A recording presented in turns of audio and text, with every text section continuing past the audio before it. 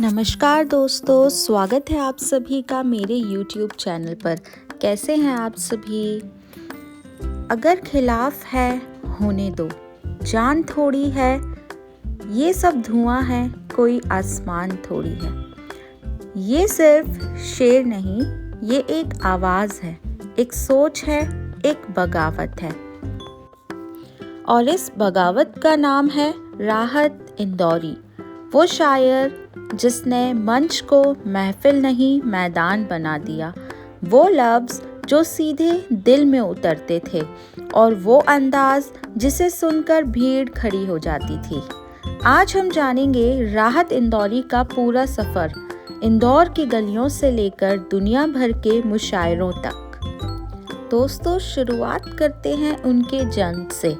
तो 1 जनवरी 1950 में उनका जन्म हुआ मध्य प्रदेश के एक शहर इंदौर में। एक साधारण परिवार में जन्मे राहत कुरैशी उन्हें दुनिया बाद में राहत इंदौरी के नाम से जानने लगी। घर की आर्थिक हालात बहुत मजबूत नहीं थे, लेकिन हौसले बहुत बड़े थे। कहते हैं उन्होंने अपने करियर की शुरुआत साइन बोर्ड पेंट करके की। रंगों से शुरुआत हुई और आगे चलकर लफ्ज़ों ने रंग भर दिए। उन्होंने उर्दू साहित्य में MA किया, फिर PhD भी।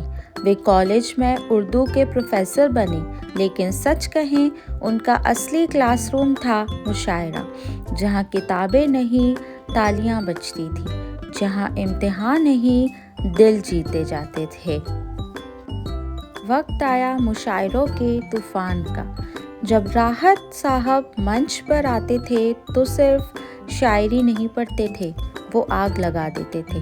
उनकी आवाज़ में जोश था, उनकी बातों में सच्चाई थी और उनके अंदाज में बगावत थी। किसी के बाप का हिंदुस्तान थोड़ी है, ये लाइन सिर्फ एक शेर नहीं रही, ये एक नारा बन गई थी। उनकी शायरी में डर नहीं था, सवाल थे और सवालों में सच्चाई थी। अब बात करते हैं बॉलीवुड के सफ़र की। 1990 के दशक में राहत इंदौरी ने फिल्मों के लिए भी गीत लिखे। उनके गानों में शायरी की गहराई थी, लेकिन फिल्मी दुनिया की चमक उन्हें ज़्यादा दिन रोक नहीं पाई, क्योंकि उनका दिल मंच की तालियों में बसता था। राहत इंदौरी की बेबाक आवाज़।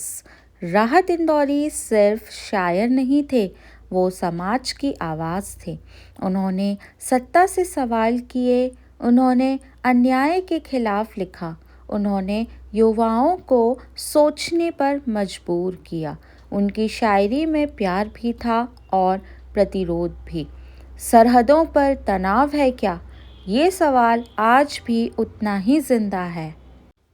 फिर आया सोशल मीडिया का दौर। वक्त बदला, मंच डिजिटल हो गए और राहत साहब की शायरी यूट्यूब, फेसबुक, ट्विटर पर वायरल होने लगी।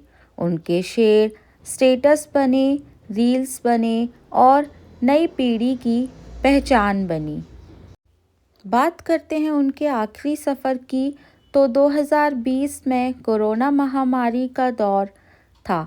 राहत इंदौरी भी संक्रमित हुए।